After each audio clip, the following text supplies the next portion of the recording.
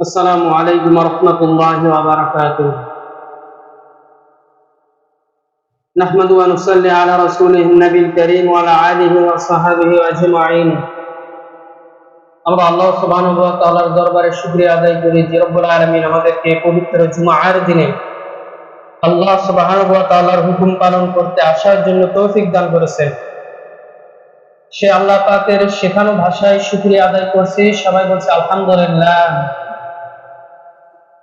এরপরে লক্ষ্য করে দরুদ ও সালাম পেশ করি সরওয়ারে কায়নাত আশরাফুল আম্বিয়া, বিশ্ব মানবতার মুক্তির দূত জনাবে মুহাম্মদ রাসূলুল্লাহ সাল্লাল্লাহু আলাইহি ওয়াসাল্লাম। আমরা গত জুমায় আলোচনা করেছিলাম পবিত্র মাহে রমাদানের পরে মুমিন জীবনের করণীয় কাজ, অর্থাৎ রমজানের পরে একজন মুমিন বান্দার কি কি কাজ থাকবে সারা বছর বাদবাকি 11টি মাস, এর উপরে আমরা ধারাবাহিক আলোচনা করেছি। বর্তমান পৃথিবী, বর্তমান পরিস্থিতি মানুষকে এমন একটি পর্যায়ে পৌঁছে দিয়েছে যে পুরো পৃথিবীতে মানুষ আজকে পৃথিবীতে জুলুম, নির্যাতন, অনাচার, দুরাচার, পাপাচার এবং মানুষের মুসলমানদের অকল্যাণকর যত বিষয় তৈরি হয়েছে এবং মুসলমানের বিপদে মুসলমান না আসার কারণে আল্লাহ রাব্বুল আলামিন এই পৃথিবীতে হযরত আদম আলাইহিস সালামের পর থেকে নূহ আলাইহিস সালাম থেকে শুরু করে মুহাম্মদ সাল্লাল্লাহু আলাইহি ওয়াসাল্লামের আসার আগ পর্যন্ত পৃথিবীতে যত উম্মত এসেছেন, যারা ঈমান আনেনি আল্লাহর প্রতি, আল্লাহর রাসূলের প্রতি এবং আল্লাহর অবাধ্যতা করার কারণে মুসলমানদের ঈমানদারের উপর জুলুম করার কারণে আল্লাহ রাব্বুল আলামিন প্রতি জামানায় সেই সমস্ত জাতিকে ধ্বংস করে দিয়েছেন, গজব দিয়ে দুনিয়া থেকে মিটাই দিয়েছেন।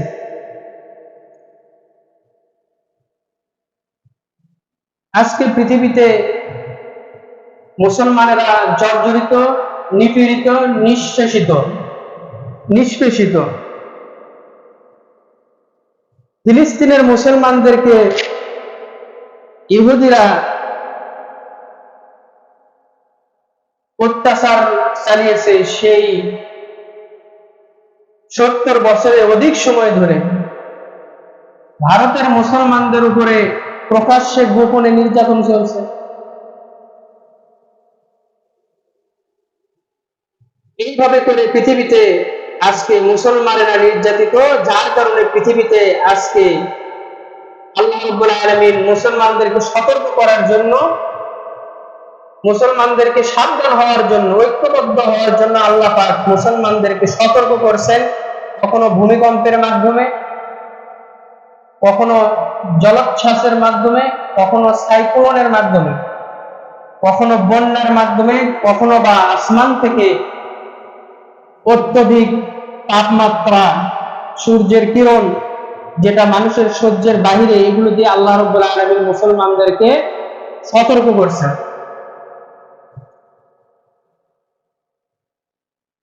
এরপরে আমরা এই পৃথিবীতে আল্লাহর পক্ষ থেকে আযাব, গজব এবং পরীক্ষা যেটা ছিল সেটা হচ্ছে মহামারী করোনা ভাইরাস। সেটা চলে গেল। আজকে পৃথিবীতে সবচেয়ে বেশি যেটা বাংলাদেশে যেটা চলতেছে সেটা হচ্ছে তাপমাত্রা সবচেয়ে বেশি। হিট অ্যালার্ট ঘোষণা করা হয়েছে রাষ্ট্রের পক্ষ থেকে। আমরা জানার চেষ্টা করব আজকে যে এই যে তাপমাত্রা বেশি এবং মধ্যপ্রাচ্যে যে বন্যা হচ্ছে অতিরিক্ত, এটা কেন হচ্ছে? কোরআন থেকে আমরা জানার চেষ্টা করব যে এটা আল্লাহর গজব নাকি রহমত। আল্লাহ রাব্বুল আলামিন যেন আমাদেরকে তৌফিক দান করেন, সবাই বলে আমিন। আল্লাহ রাব্বুল আলামিন বলেন সূরা কাসাসের 59 নম্বর আয়াতে, কোন জনপদের মানুষ যখন জুলুম করে, অত্যাচার শুরু করে, আল্লাহ তাআলা তখন ওই জনপদকে ধ্বংস করে দেন। অর্থাৎ যে জনপদের মানুষ বেপরোয়া বেশি হয়, অত্যাচার এর স্টিম রোলার চালিয়ে দেয়, আল্লাহ পাক সেই জনপদকে ধ্বংস করে দেন। এই যে আকাশ কৃপণ হয়ে গেছে, জমিন ফেটে চৌচির হয়ে গেছে, এর জন্য এটা কি আল্লাহ পাকের পক্ষ থেকে, না এর জন্য দায়ী আমরা? আল্লাহ পাক বলছেন ظهر الفساد في البحر والبحر بما كسبت أيدي الناس ليذيقهم بعد الذي عملوا لعلهم يرجعون। আল্লাহ পাক সূরা রুমের 41 নম্বর আয়াতে রব্বুল আলামিন বলেন, জলে আর স্থলে, প্রকাশ্যে আর অপ্রকাশ্যে, গোপনে যখনই তোমাদের বিপদ আর মুসিবত আসে, এই সমস্ত বিপদগুলো মানুষের দু হাতের কামাই করা। তোমরা মানুষেরা যে সমস্ত দুনিয়াতে কাজগুলো করো, এর বদৌলতে আল্লাহ রাব্বুল আলামিনের পক্ষ থেকে তোমাদের উপরে বিপদ আর মুসিবত আপতিত হয়। আল্লাহ তো তাদের নিজ কিছু কাজকর্মের শাস্তির আস্বাদন দিতে চান। তারা যে অপকর্ম দুনিয়াতে করে, এই অপকর্মের দরুন দুনিয়াতে আল্লাহ পাক কিছু আযাব, কিছু নমুনা দেখাতে চান, যাতে করে তারা মন্দ কাজ থেকে ফিরে আসে। এটা আল্লাহর বক্তব্য যে তোমরা যে কাজকর্ম করো, বিপদ আপদ তোমাদের উপর আসে, এটা তোমাদের নিজের হাতের কামাই করা। এটা তো আমি দেই না, বরং আমি অনেকগুলো মাফ করে দিই আর তোমাদেরকে কিছু সতর্ক করি, যেন তোমরা খারাপ কাজ থেকে বিরত থাকো। আল্লাহ পাক আরো বলেন, মা আসাবা মিন মুসিবাতিন ইল্লা বিইذনিল্লাহ। আল্লাহর হুকুম ব্যতীত কাহারো উপর কোনো বিপদ আর মুসিবত আল্লাহ পাকের হুকুম ছাড়া আপতিত হয় না। আল্লাহর হুকুম ছাড়া কারো কোনো বিপদ আর মুসিবত আসে না, এটা আল্লাহর পক্ষ থেকে নির্ধারিত। সুতরাং আল্লাহ রাব্বুল আলামিন বলছেন যে আমি আল্লাহর গজবে ধ্বংস করে দিয়েছি অতীতের সেই জাতিকে। আল্লাহ পাক তাই বলছেন, হে মানব জাতি, তোমাদের যে সমস্ত মঙ্গল আসে সেটা আল্লাহর পক্ষ থেকে নাজিল হয়, আর তোমাদের যা কিছু অমঙ্গল আসে তা তোমার পাপের দরুন এই জমিনের উপরে আবর্তিত হয়। আজকে পৃথিবীতে কোথাও বন্যা হচ্ছে, কোথাও জলোচ্ছ্বাস হচ্ছে। আজকে আমাদের এই বাংলাদেশে অতিরিক্ত গরম হয়ে যাচ্ছে। মানুষ গরম থেকে বাঁচার জন্য ইস্তেসকার নামাজ আদায় করতেছে, তারপর বৃষ্টি হচ্ছে না। কিন্তু কেন বৃষ্টি হচ্ছে না? আল্লাহ পাক কেন দোয়া কবুল করছেন না? সামনে আসতেছে ব্যাখ্যা। আল্লাহ পাক বলছেন, বান্দা, হে মানুষ সকল, তোমাদের উপরে যে মঙ্গল আসে তা আল্লাহর পক্ষ থেকে, আর যে বিপদ আসে সেটা তোমাদের পাপের কারণে আল্লাহর পক্ষ থেকে সেই বিপদগুলো আসে। আল্লাহ ইচ্ছা করে বান্দার উপরে কখনো বিপদ দেন না, ইচ্ছে করে কখনো বন্যা দেন না, ইচ্ছে করে কখনো জমিনকে ফেটে দেন না, ভূমিকম্প দেন না, ইচ্ছে করে আল্লাহ পাক তাপমাত্রা বৃদ্ধি করে দেন না। এটা তোমার পাপের কারণে আল্লাহ পাক তোমাদেরকে এইরকম করে দেন। আল্লাহ রাব্বুল আলামিন নূহ আলাইহিস সালামকে তার জাতির সামনে প্রেরণ করে দিলেন। নূহ আলাইহিস সালাম তার জাতিকে ঈমানের দাওয়াত দিয়ে দিলেন, কিন্তু তার জাতি ঈমানের দাওয়াত প্রত্যাখ্যান করে দিল। আল্লাহ রাব্বুল আলামিন নূহ আলাইহিস সালাম সহ মুমিন বান্দাদেরকে নাজাত দিয়ে বাদ বাকি সমস্ত মানুষগুলো বন্যার পানিতে ডুবাইয়া দিলেন। হযরত হুদ আলাইহিস সালাম তার জাতিকে ডাকলেন, তোমরা আল্লাহর ইবাদত করো, কিন্তু অবাধ্য জাতি আল্লাহর গোলামি বাদ দিয়ে, আল্লাহর আনুগত্য বাদ দিয়ে হযরত হুদ আলাইহিস সালামকে তারা অস্বীকার করলো।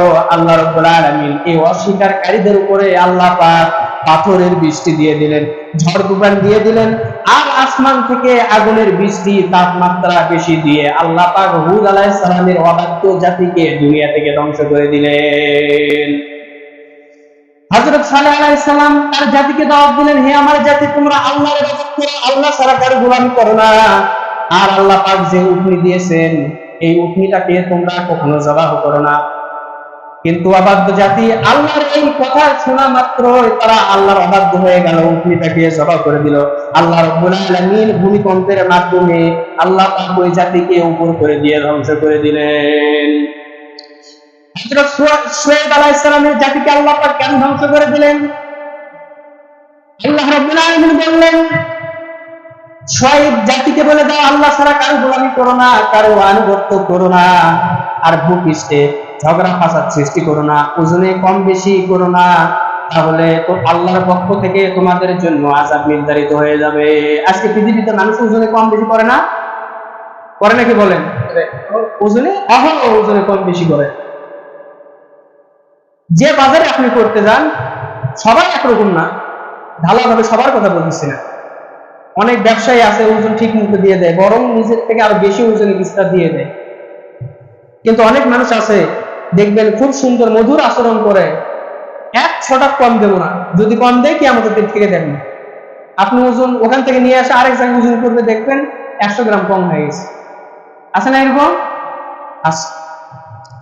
আল্লাহ পাক এই জাতিকে, শুআয়ব আলাইহিস সালামের জাতিকে ধ্বংস করে দিলেন ঝগড়া ফাসাদ আর ওজন কম দেওয়ার কারণে। আল্লাহ রাব্বুল আলামিন ভূমিকম্পের গজব শুরু করে দিলেন, আর আগুনের বৃষ্টিতে তাপমাত্রা বেশি দিয়ে শুআয়ব আলাইহিস সালামের অবাধ্য জাতিকে আল্লাহ পাক বশীভূত করে দিলেন। লূত আলাইহিস সালামের জাতিকে আল্লাহ রাব্বুল আলামিন বলে দিলেন, লূত আলাইহিস সালাম তার জাতিকে বললেন, হে আমার জাতি, তোমরা সমকামিতায় লিপ্ত হয় না, পুরুষে পুরুষে জেনা করো না। আল্লাহ রাব্বুল আলামিন আমার মেয়েদেরকে দিয়েছেন, তোমরা চাইলে আমার মেয়েদেরকে বিবাহ করো, নিজেদের যৌন চাহিদা পূরণ করো।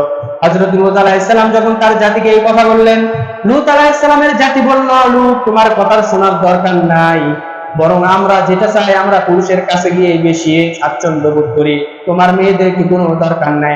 আল্লাহ রাব্বুল আলামিন লূত আলাইহিস সালামের জাতিকে সমকামিতার জন্য ধ্বংস করে দিলেন।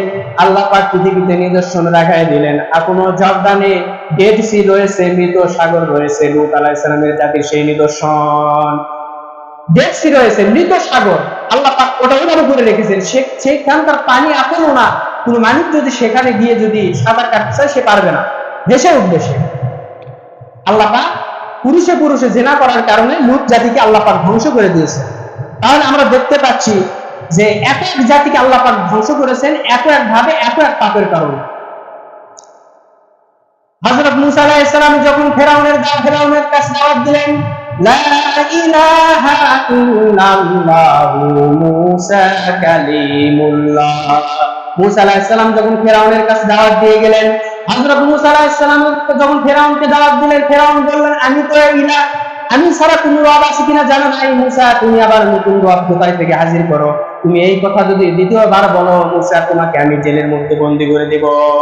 হযরত মূসা আলাইহিস সালাম যখন কালেমার দাওয়াত দিলেন, হযরত মূসা আলাইহিস সালামকে ধমক দেওয়া হলো। ফেরাউন বলল, মূসা, তোমার একই হাত আর পা কাটিয়ে ফেলবো, আর তোমাকে শুলে চড়াবো, তোমাকে হত্যা করে ফেলবো।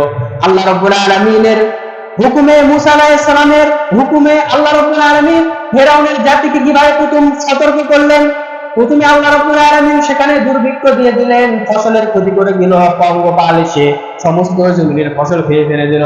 তারপর ব্যাঙের উৎপাত হলো, খাবারে ব্যাঙ, পানিতে ব্যাঙ, সব জায়গায় ব্যাঙ, ব্যাঙে গোটা রাজ্য ছেয়ে গেছে। ফেরাউন বলল, মূসা, তাড়াতাড়ি করে তোমার রবের কাছে দোয়া করো যেন আমাদেরকে আযাব থেকে রক্ষা করে।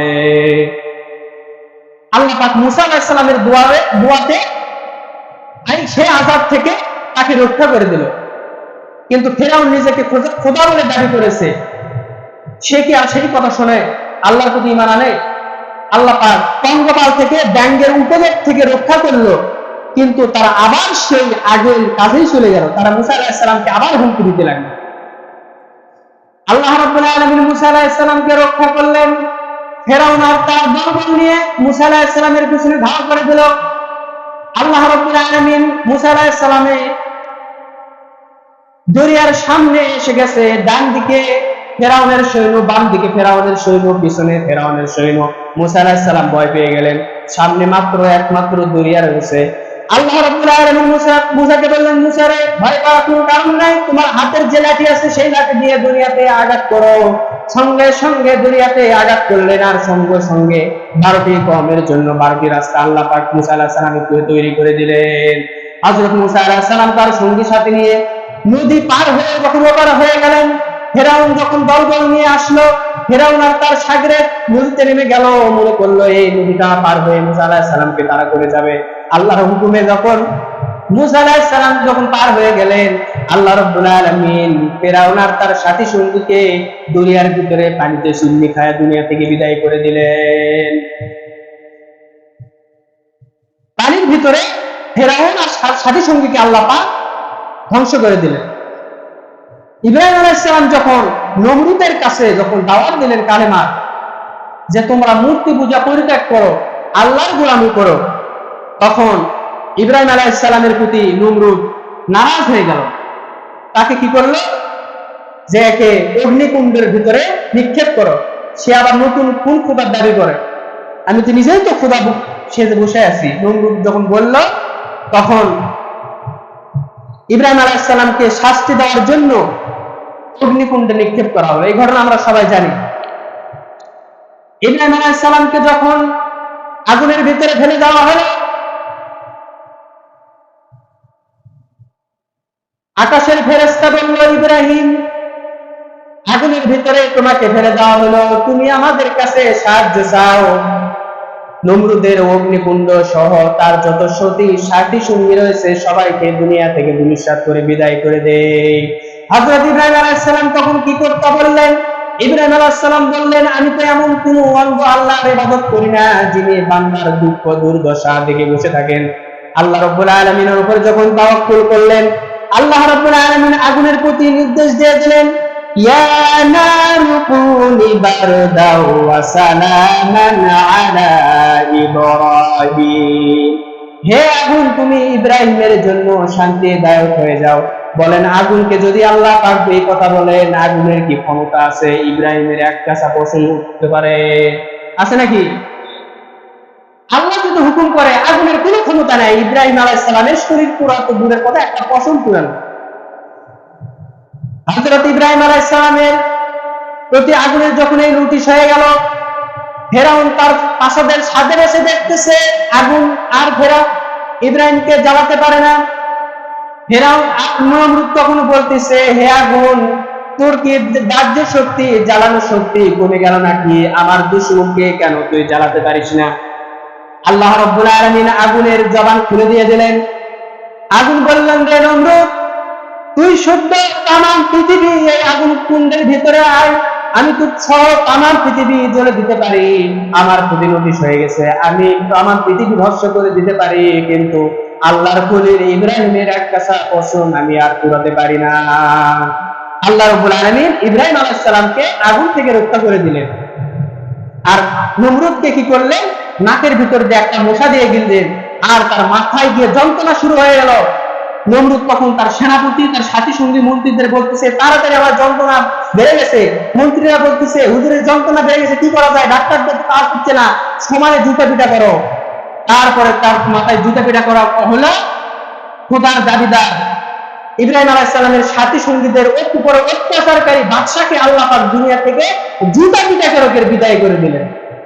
আল্লাহ পাক দৃষ্টান্ত করলেন, যারাই নাকি মুসলমানদের উপর অত্যাচার করবে, আল্লাহ পাক সময় দিবেন নির্দিষ্ট পর্যন্ত। নির্দিষ্ট সময় পর যদি তারা ভালো না হয়, মুসলমানদের উপর নির্যাতন চালানো বন্ধ না করে দেয়, আলেমের উপর যদি নির্যাতন চালানো বন্ধ না করে দেয়, আল্লাহ রাব্বুল আলামিন ফিরাউনকে যেভাবে জুতা পেটা করে দুনিয়া থেকে বিদায় করেছে, পৃথিবীর স্বৈর শাসক যারা রয়েছে পৃথিবীতে, আল্লাহ পাক জুতা পিটা দিয়ে তাদেরকে দুনিয়া থেকে বিদায় করে দেবে।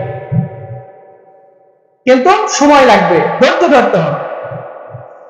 এভাবে করে দাউদ আলাইহিস সালামের সময় যখন দাউদ আলাইহিস সালাম লোহিত সাগরের উপকূলে জাবুর তেলাওয়াত করলেন, সমুদ্রের মাছ এসে জাবুর তেলাওয়াত শুনতেছে। ভালো করে শোনেন, যখন তিনি জাবুর তেলাওয়াত শুরু করলেন, সমুদ্রের মাছ কিনারায় আসলো শনিবারে, এসে জাবুর তেলাওয়াত শুনতেছে। এখন কাফেররা চিন্তা ভাবনা করলো যে মাছগুলো ধরা যাক। আল্লাহর পক্ষ থেকে হুকুম আসলো যে মাছ ধরা যাবে না।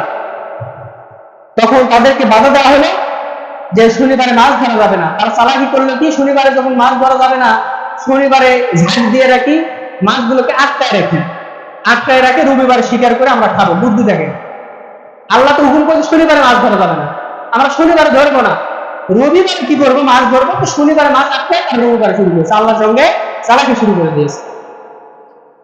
আল্লাহ রাব্বুল আলামিন এই জাতিকে ধ্বংস করে দিলেন কিভাবে? যারা আল্লাহর অবাধ্য হয়ে এই মাছগুলোকে ধরে ফেললো। আল্লাহ রাব্বুল আলামিন বনি ইসরাইলের সমস্ত যারা অবাধ্য হলো, আর যারা এই অন্যায় কাজ করলো, আর যারা তাদেরকে নিষেধ করলো না, আল্লাহ রাব্বুল আলামিন তাদেরকে ধরে ধরে সবাইকে বান্দর বানায়া দিলেন। সবাইকে কি বানায় দিলেন? বান্দর বানায় দিছে। বান্দর, সে বান্দর আজ পৃথিবীতে আছে না নাই বলেন? আছে।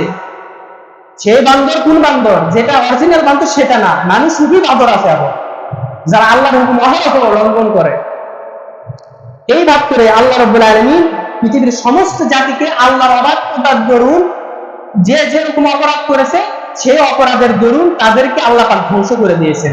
বর্তমানে আল্লাহ রাব্বুল আলামিন আমরা যে অতিষ্ঠতার মধ্যে রয়েছি, অতিরিক্ত বন্যা হচ্ছে, তাপমাত্রা বেশি হচ্ছে, আমরা কোন অপরাধ করেছি আমরা ইনশাআল্লাহ আলোচনার চেষ্টা করব। এখানে আল্লাহ রাব্বুল আলামিন কোরআনে কারীমের মধ্যে প্রথম যে নির্দেশনা দিলেন, ওয়ালা তুফসি ফিল আরদ, তোমরা ভূপৃষ্ঠের উপরে ফাসাদ সৃষ্টি করো না, সন্ত্রাসী সৃষ্টি করো না, সন্ত্রাসবাদ তোমরা সৃষ্টি করো না, এটা আল্লাহ পাকের হুকুম। আল্লাহ পাক আবার বলেন, ওয়াল ফিতনাতু আকবারু মিনাল কতল, ফিতনা হচ্ছে হত্যার চেয়ে বড় অপরাধ, বড় জঘন্যতম অপরাধ, সুতরাং তোমরা ফিতনা তৈরি করো না। এরপর আল্লাহ রাব্বুল আলামিন বলেন, ইন্নামাস সাবিলু আলাল্লাযীনা ইয়াযলিমুনান নাসা ওয়া ইয়াবগুনা ফিল আরদি বিগাইরিল হক উলাইকা লাহুম আযাবুন আলীম। আল্লাহ পাক বলেন মূলত তাদের বিরুদ্ধে ব্যবস্থা, কাদের বিরুদ্ধে? আল্লাহ পাক বলছেন তাদের বিরুদ্ধে ব্যবস্থা, তারা হলো এই সমস্ত লোক যারা মানুষের উপরে জুলুম করে, অত্যাচার করে, পৃথিবীতে খামখা অশান্তি সৃষ্টি করে, তাদের জন্য রয়েছে কঠিন যন্ত্রণাদায়ক শাস্তি। যারা খামখা পৃথিবীতে ফাসাদ সৃষ্টি করে, ঝগড়া সৃষ্টি করে, তাদের জন্য কঠিন আযাব রয়েছে, আল্লাহ পাক ঘোষণা দিয়েছেন। সুতরাং আজকে পৃথিবীতে ফিলিস্তিনিদের উপরে জুলুম নির্যাতন চলতেছে, ভারতে মুসলমানদের উপরে নির্যাতন চালানো হচ্ছে, বাংলাদেশের কিছু কিছু জায়গা মুসলমানেরা যদি কোনো ভালো কাজের প্রতিবাদ করে সেখানেও তাদেরকে হত্যা করা হচ্ছে। এই হত্যা করার দরুন অত্যাচারীরা অত্যাচার করে যাচ্ছে আর মুসলিমদের উপর জুলুম করা হচ্ছে, যার কারণে বান্দার হক নষ্ট হয়ে যাচ্ছে। আল্লাহ রাব্বুল আলামিন যারা এই বান্দার হক নষ্ট করে, বিনা কারণে জুলুম করে, কিয়ামতের দিন আল্লাহ পাক পরকালে কঠিন তাদেরকে শাস্তি দিবেন। আল্লাহ রাব্বুল আলামিন বলেন, মা কাতালা নাফসান বিগাইরি নাফসি আও ফাসাদ, যারা নাকি অন্যায়ভাবে কোনো মানুষকে হত্যা করলো সে যেন পুরো মানব জাতিকে হত্যা করলো। যারা অন্যায়ভাবে কোনো মুসলমান অথবা কোনো অমুসলিমকে হত্যা করলো, এই হত্যা করার দরুন তারা পুরো পৃথিবীকে তারা ধ্বংস করে দিল। আজকে পৃথিবীতে মানুষ হত্যা করা হচ্ছে নির্বিচারে, দেখা হচ্ছে না কে ভালো কে মন্দ, সবাইকে হত্যা করা হচ্ছে, আল্লাহর আইনের আল্লাহর বিধানের সীমা লঙ্ঘন করা হচ্ছে, যার কারণে পৃথিবীর আজকে উষ্ণতা বেড়েছে, পৃথিবীতে ঝড় ঝান্ডা বেশি হয়েছে, বন্যা বেশি শুরু হয়ে গেছে, মানুষ ডাকাতি করছে, ছিনতাই করছে, সন্ত্রাস করছে, রাহাজানি করছে, ভূমি দখল করছে, ব্যভিচার করছে, মদ জুয়া লটারি ইত্যাদির সঙ্গে যুক্ত হয়েছে, সুদ ঘুষ অশ্লীলতা বেহাপনা চালু হয়েছে দুনিয়াতে, যার কারণে আল্লাহ রাব্বুল আলামিন আসমান থেকে আস্তে আস্তে করে আযাব দিয়ে বান্দাদেরকে, পৃথিবীর মানুষকে সতর্ক করা হচ্ছে, কিন্তু মানুষে সেটা বুঝতে আসে না। আল্লাহ রাব্বুল আলামিন বলেন, ওয়ালতাকুম মিনকুম উম্মাতুন ইয়াদউনা ইলাল খায়র ওয়া ইয়া'মুরুনা বিল মা'রুফি ওয়া ইয়ানহাউনা আনিল মুনকার উলাইকা হুমুল মুফলিহুন। আল্লাহ পাক বলছেন, তোমাদের মধ্যে একটি দল থাকবে যারা কল্যাণের দিকে আহ্বান করবে, সৎ কাজের আদেশ করবে, অসৎ কাজ থেকে মানুষকে ফিরায় রাখবে, এই দলটিই হবে সফল কাম। যারা নাকি অন্যায় কাজে বাধা প্রদান করবে, সৎ কাজে আদেশ করবে, নিজেরাও সৎ কাজ করবে, আল্লাহ পাক বলছেন এরাই হচ্ছে সফল কাম। কারা সফল কাম? যারা সৎ কাজ করবে। যেমন মসজিদের কাজ করার জন্য একজন লোক তৈরি হয়ে গেছে, এনারা আল্লাহর কাছে শপথ করেছেন যে আমরা মসজিদের কাজ সঠিকভাবে পালন করব। এনারা পালন করার জন্য চেষ্টা করতেছে। এক শ্রেণীর লোক যারা বাহিরে রয়েছে, যারা নামাজ পড়ে না, রোজা করে না, ইসলাম মানে না, দিন মানে না, তারা লেগে গেছে তাদের বিরুদ্ধে। লেগে যায়নি? বলেন লেগে যায়নি? লেগে গিয়েছে। এরা ফাসাদ সৃষ্টি করতে চায়, শান্তি কামনা করে না। আল্লাহ রাব্বুল আলামিন বলেছেন যারা ফাসাদ সৃষ্টি করবে তারা হচ্ছে পরকালে কঠিন আযাব ভোগ করবে আর দুনিয়াতে লাঞ্ছনা। আর যারা সৎ কাজ করতে চায় তারাই সফল কাম হবে, যদি তারা ধৈর্য ধরে সেই কাজগুলো করতে থাকে। এইভাবে করে আল্লাহ রাব্বুল আলামিন, আর যদি অসৎ কাজে একজন লোক বাধা না দেয় তাহলে সবার উপরে সে আযাব পতিত হবে। অর্থাৎ সমাজে অন্যায়, দেশে অন্যায়, রাষ্ট্রে অন্যায়, পৃথিবীতে অন্যায় চলবে, যদি তারা কেউ বাধা না প্রদান করে, তাহলে ভালো মানুষ কি খারাপ মানুষ কি সবার উপরে আল্লাহর পক্ষ থেকে আযাব আসবে, বাস বিচার থাকবে না। আল্লাহ রাব্বুল আলামিন বলছেন যে ধ্বংস হোক সেই জাতির যারা ঈমান আনেন। এখন মুমিন কারা আর কাফের কারা? আল্লাহ পাক মুমিন আর কাফেরের পরিচয় দিয়েছেন।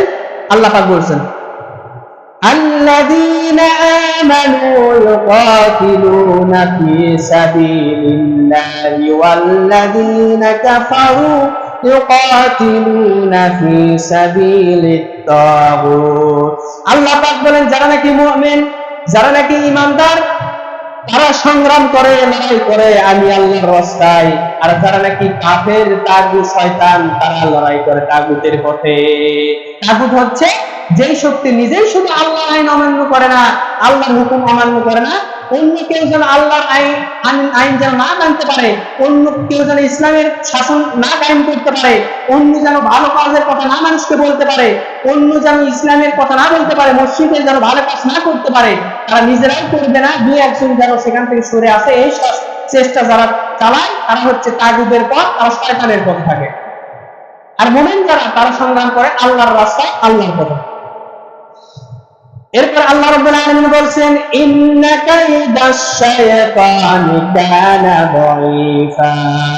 মুমিন বান্দা যখন ইসলামের কাজ কারবার করে, ইসলামী হুকুমত কায়েমের চেষ্টা করে, মানুষকে যখন ঈমানের দাওয়াত দেয়, ভালো কাজ করে, তারা তো ঈমানের পথে থাকে। আর যারা কাফের, তারা তো মুমিন বান্দার বিপক্ষে গিয়ে ষড়যন্ত্র করে, চক্রান্ত করে যে এদেরকে যেন এই দায়িত্ব থেকে সরে দেওয়া যায়, এদেরকে যদি এই ইসলামী দাওয়াত থেকে সরে দেওয়া যায়, দায়িত্ব থেকে সরে যাওয়া যায়, তাহলে আমরা আবার আগের মতো টাকা খাইতে পারবো, লুটপাট করতে পারবো, অত্যাচার স্কিম গুলা চালাতে পারবো।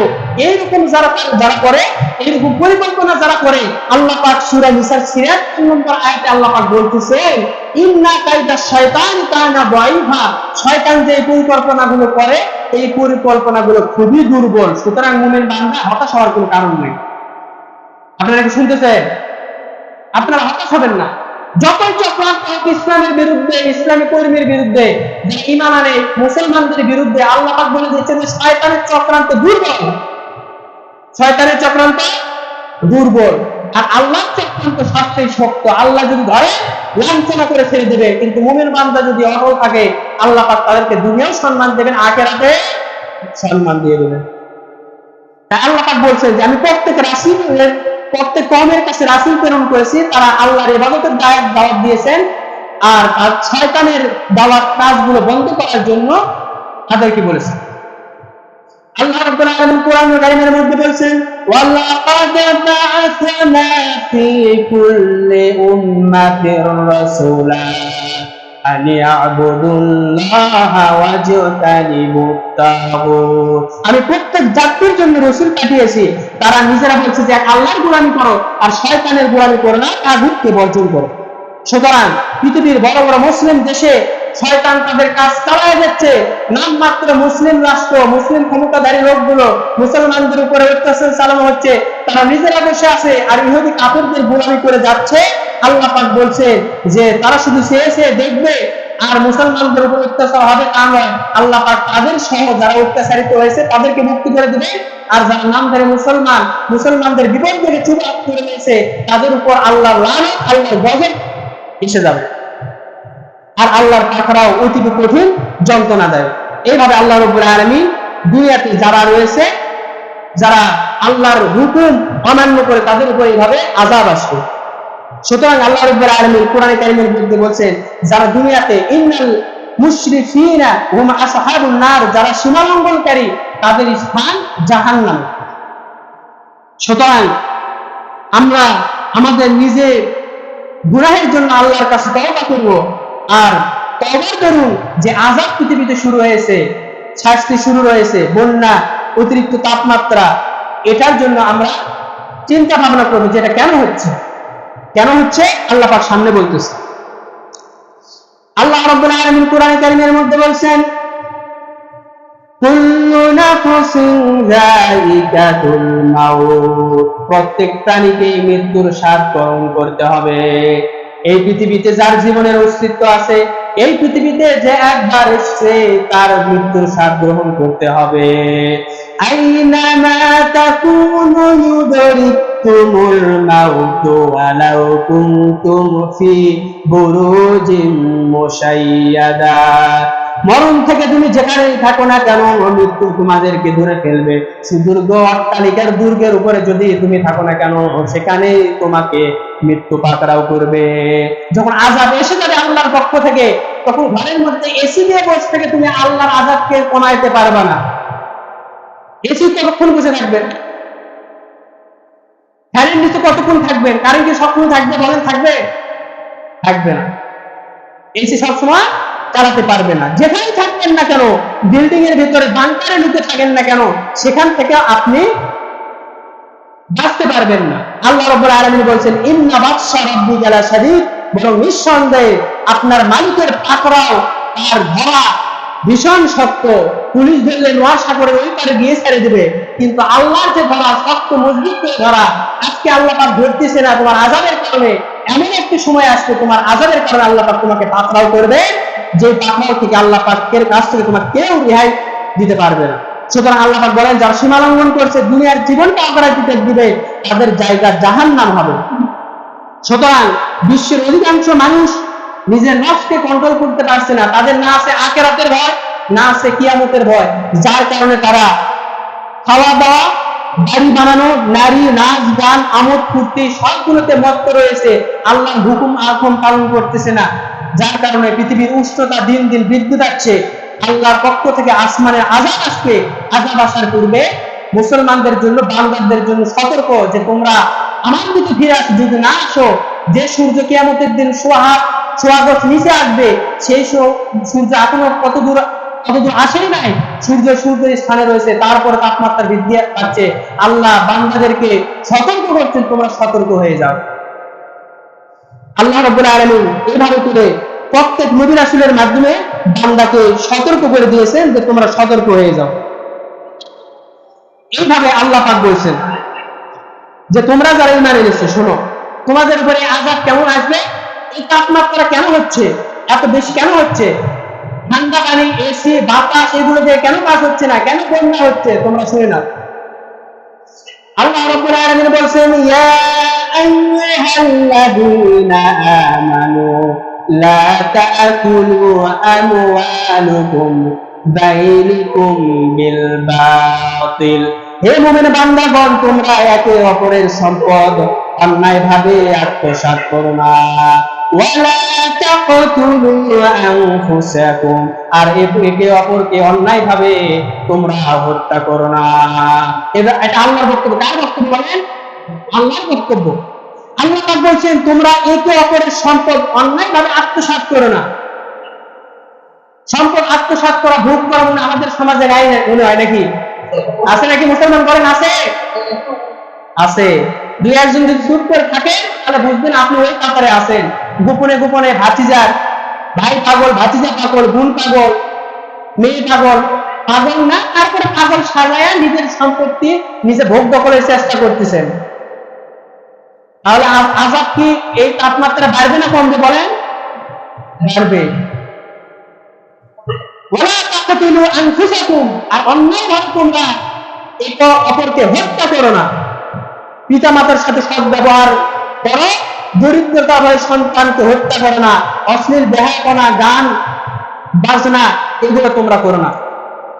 এটা আল্লাহর হুকুম। এটা কার হুকুম? আল্লাহ পাকের এটা হুকুম। আমাদের সমাজে এগুলো বেশি হয়ে গেছে। পিতা মাতার সাথে সদ্ব্যবহার নাই, যেটা অহরহ চলছে। আজকে ওখানে দুয়ার মাহফিলে বললাম যে সন্তানকে মানুষ করা না করার কারণে এই সন্তান যখন বড় হয়ে যায়, তখন পিতা মাতাকে আত্মআত্ম করে না, খেদমত করে না। যখন খেদমত করে না, তখন বাবাজি ইমাম সাহেবের কাছে আসে, বলে, বাবা আমার সন্তান তো দেখতে পারে না। কেন দেখতে পারে না? খারাপ আচরণ করে। কথা বুঝেন? এই মুরব্বী যখন যৌবনকাল আসলো, সন্তানকে ইলম শিক্ষা দেয়নি। এখন এই সন্তান দিন জানে না, আল্লাহ রাসূল পরকাল মানে না, সে তো জানে না পিতা মাতার সাথে কেমনে ব্যবহার করতে হয়। এখন এই সন্তানই তো আপনার সঙ্গে খারাপ ব্যবহার করে। আপনি যদি এই সন্তানকে দিন শিক্ষা দিতেন, আল্লাহর সঙ্গে পরিচয় করা দিত, তার 60 বছর বয়সী সন্তান হাতের লাঠির বাড়ি খাতি, তারপরে লাঠি খাওয়া লাগতো না। সন্তানকে পরিচয় করা দেওয়া না ইসলামের সাথে, আল্লাহর সঙ্গে 60 বয়সে এসে বলতেছে আমার সন্তান আমাকে দেখতে পারে। এখন সন্তানদেরকে বুঝতে হবে আমার বাবা যা করছে করছে, তার সঙ্গে আমার আর খারাপ ব্যবহার করা যাবে না। যদি তাই করা হয় তাহলে আল্লাহর আযাব দুনিয়াতে তো হবে, আখিরাতেও হবে। অশ্লীলতা, বেহায়াপনা এগুলো চলতে আছে। এই যে পয়লা বৈশাখ গেল, ঢাকা টিএসসিতে রমজানের রোজার মধ্যে ছোট গেঞ্জি গায়ে দিয়ে ছাত্র ছাত্রী একবারে অশ্লীল ভাবে মানে বৈশাখ পালন করতেছে নাচ গান করে। তারপরে হিন্দুদের হোলি উৎসব হচ্ছে, মুসলমানের সন্তানেরা রং মাখাচ্ছে। এই যে বেহায়াপনা, অশ্লীল গুলো চলতেছে, মুসলমানেরা প্রতিবাদ করতেছে আবার করতেছে না, যার কারণে আসমান কঠোর হয়ে গেছে, তাপমাত্রা বাড়তেছে। আল্লাহ রাব্বুল আলামিন এই ভাব করে কোরআনে কারিমে উল্লেখ করতেছে। আল্লাহ রাব্বুল আলামিন আরেকটা উল্লেখ করলেন, ওয়া হাল্লাল্লাহুল বাইআ ওয়া হারামার রিবা। আল্লাহ পাক ব্যবসাকে করেছে হালাল আর সুদকে করেছেন হারাম। ব্যবসা কি? কথা বলেন, ব্যবসা কি? আর সুদ না ওটা হালাল, ওটা হারাম। এই সুদ আমাদের দেশে নাই নাকি? অন্তত দেশে যদি থাকে, গ্রামে অন্তত নাই সুদ, বাড়ি বাড়ি আছে। সুদ কি? ব্যাসের উপর ব্যাস, তার উপর ব্যাস, চক্রবৃদ্ধি, চক্রবৃদ্ধির আবার চক্রবৃদ্ধি যাকে বলে, এইরকম হয়ে গেছে। ডিম গিলে দেখেন, মুরগির বাচ্চা তো তার নিচে ডিম নিয়ে মানে কয়টা বাচ্চা ফুটাই তা দিয়ে, এই ব্যাসের টাকা তার থেকে মানে মিনিটে মিনিটে তার দিয়ে টাকা বৃদ্ধি করে দেয়। তারপরে মুসলমানেরা খায় আর ইবাদত করে, আর কয় আল্লাহ এত তাপ কে, তাড়াতাড়ি তাপ কমায় দাও। আল্লাহ তাপ কমায় দিবেন নাকি? আল্লাহ রাব্বুল আলামিন বলছেন সম্ভব নয়। এই যে টাকা, হারাম টাকায় বিল্ডিং, কোটি কোটি টাকা ব্যাংকে, তারপরে মুরব্বী, তারপরে বড় ভাই হাজী সাহেব মসজিদে দান করে লাখ লাখ টাকা, ওই হারাম টাকার থেকে আর সোয়াবের আশায় মসজিদ করে দেয়। কথা বুঝেন? সোয়াবের আশা মসজিদ করে দেয়, কিন্তু চিন্তা ভাবনা আছে যে হারাম টাকা কিছু মসজিদে দিলেই মনে হয় ওই হারাম টাকাটা হালাল হয়ে যাবে। আল্লাহকে কি এত বোকা পাইছেন নাকি? আল্লাহ রাব্বুল আলামিন বলছেন যে প্রত্যেক জায়গায় জায়গায় হারাম ঢুকে গিয়েছে, এই হারামটা বন্ধ করে কিভাবে? সমাজে যাকাত চালু হতে হবে, সমাজে ওসব চালু হতে হবে, দান সদ্গা চালু হতে হবে। এই চালু করবে কে? মসজিদের ইমাম সাহেব নাকি? মসজিদের ইমাম সাহেবের কয় বিঘা সম্পত্তি আছে? মসজিদের ইমামের যদি 20 বিঘা সম্পত্তি থাকতো, বছরে বছর তারপরে যাকাত দিয়ে না গরিব মানুষকে আপনাদের দেখায় দিবে যে ইমাম সাহেব পারে। কিন্তু মুসল্লিদের যাদের সম্পদ আছে, মুসল্লিরা বছর গেলে চিন্তা ভাবনা করে এইবারে ফলন বেশি হলে গ্রামের মধ্যে একটা জারি গান সারি গান দিয়ে দেবো ইনশাআল্লাহ। নাউজুবিল্লাহ, আসতে বলেন। আমি যে কথা বললাম মিলাই নিবেন। গ্রামের ভিতরে এই ধান কাটালে উঠুক আগে দেখেন, গ্রামের ভিতর দেখবেন আপনারা ওই ওয়াজ মাহফিলের আয়োজন করে, ওনারা গানের আয়োজন করে লোকজনকে হাত ধরে ধরে সালাম করে করে ভিতর ঢুকে যান, একটা গান শোনেন আর এক প্লেট খান, আর জাহান্নামের জন্য প্রস্তুতি নেন। আপনারা এরকম করবেন নাকি? কি করবেন? ওষুধ দেবেন, সেই ওষুধটা কি জিনিস সামনে জুমাতে ইনশাআল্লাহ বলে দেবো। এই আযাব কি আর এমনি হবে? বেহায়াপনা, গান বাজনা সবগুলো ছড়ায় পড়তেছে। আল্লাহ রাব্বুল আলামিন বলেন, ওয়ালা তাকরাবুজ জিনা ইন্নাহু কানা ফাহিশাতাও ওয়া সাআ সাবিলা। তোমরা জিনার ধারে কাছে যেও না, নিঃসন্দেহ একটি অশ্লীল কাজ। জিনার ধারে কাছে মানে আপনি আপনার স্ত্রী থাকা সত্ত্বেও অন্য নারীর দিকে তাকাতে পারবেন না, আপনার স্ত্রী থাকা সত্ত্বেও মোবাইলে খারাপ গান দেখতে পারবেন না, টিভিতে খারাপ সিনেমা দেখতে পারবেন না। এগুলো হচ্ছে জেনা। আমরা মনে করি জেনা হচ্ছে মহিলার সঙ্গে মেলামেশা করলে জেনা হয়, হাতের জেনা হয়, চোখের জেনা হয়, প্রত্যেকটি অঙ্গ প্রত্যঙ্গের জেনা হয়। আল্লাহ রাব্বুল আলামিন বললেন জিনার ধারে কাছে যেও না, নিশ্চয়ই একটা অশ্লীল কাজ যেটা তোমাদের উপরে আযাবের কারণ হয়ে দাঁড়াবে। আর এই আযাবটা কিরকম হবে? সেই জেনাটা কি? প্রকাশ্যে জেনা করা যাবে। যে প্রকাশ্যে জেনা কি? মেয়ে নিয়ে এসে জারি গান সারি গানের নামে মেয়ে নাচতেছে দুলে দুলে, আপনারাও নাচতেছেন দুলে দুলে। নারী পুরুষ এক জায়গায় নাচ আর গান, সেখানে আবার চলে জেগে জারি গান, নারী প্রতি গান। কি গান? নারী ভর। এর নাম নারী পথ না, এর নাম হচ্ছে নারী পথ, এর নাম হচ্ছে কি নারীর পথ। বাবা কি বলছেন শোনেন, ولا تقربوا الفواحش ما ظهر منها وما بطن, প্রকাশ্য হোক কিংবা গোপনে হোক তোমরা অশ্লীলতার ধারে কাছে দিও না। গোপনে গোপনে একটা নারীর সঙ্গে তুমি খারাপ ব্যবহার করছো, নারীর সঙ্গে মেলামেশা করতেছো, এটা তো হয়ে গেল। কিন্তু প্রকাশ্যে কোন নারী নিয়ে এসে গান বাজনা বেহায়াপনা যাত্রা পালার তোমরা কাজ করো না, যদি করো আসমান থেকে আমার আযাব তোমাদের জন্য অবধারিত। কার আযাব? আমার আযাব। এখন দেখুন এই আযাব শুরু হয়ে গেছে, পুরো পৃথিবীবাসী উষ্ণতা শুরু হয়ে গেছে। এই উষ্ণতা শুরু হচ্ছে, দেখবেন বাংলাদেশে খবর আপনারা দেখতেছেন যে সালাতুল ইস্তিসকা অর্থাৎ বৃষ্টির জন্য নামাজ আদায় করা হচ্ছে। মনোযোগ দিয়ে শুনেন, এই যে নামাজ আদায়, এটা রাসূলুল্লাহ সাল্লাল্লাহু আলাইহি সাল্লামের একটা পদ্ধতি। বৃষ্টি না হলে রাসূল সাল্লাল্লাহু আলাইহি সাল্লাম মদিনাতে যখনই সালাতুল ইস্তিসকা করেছেন সঙ্গে সঙ্গে আল্লাহ পাক রহমতের বৃষ্টি দিয়েছেন। বলেন সুবহানাল্লাহ। ওমর রাদিয়াল্লাহু তাআলা আনহুর সময় ওমর রাদিয়াল্লাহু তাআলা আনহু যখন দোয়া করলেন, সালাতুল ইস্তিসকা নামাজ পড়লেন, সঙ্গে সঙ্গে মদিনাতে রহমতের বৃষ্টি নাযিল হয়ে গেল। আর আমাদের দেশের বাংলাদেশে কত আলেম ওলামা আছে, পীর বুজুর্গ আছে, যে যখন থেকে তাপমাত্রা বেশি ৩-৪ দিন ধরে নামাজ পড়তেছে তো পড়তেছে। দু এক জায়গায় নামাজ পড়ার পর বৃষ্টি হয়েছে, বরং বৃষ্টি হওয়ার পর গরম আরো বেশি শুরু হয়ে গেছে। তাহলে কি বোঝা যাচ্ছে? নামাজ পড়া হচ্ছে, তাহলে সঙ্গে সঙ্গে বৃষ্টি হচ্ছে না কেন? এর কারণটা কি? আল্লাহ কি এই নামাজ কবুল করতেছেন না? নামাজের মধ্যে কোনো দোষ আছে, নামাজের মধ্যে কোনো ইমানের ঘাটতি আছে, যার কারণে নামাজ পড়া হচ্ছে। রাসূল সুন্নাত নামাজ পড়ে গেছেন, সেই পদ্ধতিতে আমরাও করতেছি। নামাজ পড়ার সঙ্গে সঙ্গে আমাদের দোয়া কবুল হচ্ছে না, নামাজ কবুল হচ্ছে না, তাপমাত্রা 39 থেকে 44 চলে যাচ্ছে। কারণটা কি? দোয়া করা হচ্ছে, কবুল হচ্ছে না, কেন হচ্ছে না? এক নম্বর কারণ হলো যে সমাজের ভিতরে অন্যায় চলবে, অপচার চলবে, আল্লাহর বিরুদ্ধে চলন চলবে, ইসলামের বিরুদ্ধে চলন চলবে, সেই সমাজের মধ্যে যদি কোনো মানুষ খুঁজে না পাওয়া যায় যারা এই অন্যায়ের প্রতিবাদ করবে, সেই সমাজের মানুষ যত বড়ই বীর ওলি বুজুর্গ হোক না কেন দোয়া করবে, কিন্তু দোয়া আল্লাহর দরবারে কবুল হবে না। এই কারণে আল্লাহ রাব্বুল আলামিন বলছেন যে তোমরা যদি এই আযাব থেকে বাঁচতে চাও, আমার কাছে দোয়া করতেছো, তাহলে শোনো কিভাবে দোয়া করলে আমি তোমাদের এই দোয়া কবুল করে নেব। কিভাবে করতে হবে? গজব থেকে মুক্তির জন্য আল্লাহ শর্ত দিয়ে দিচ্ছে। কি দিয়ে দিচ্ছেন? শর্ত। 2 মিনিটে বলে শেষ করে দেবো ইনশাআল্লাহ।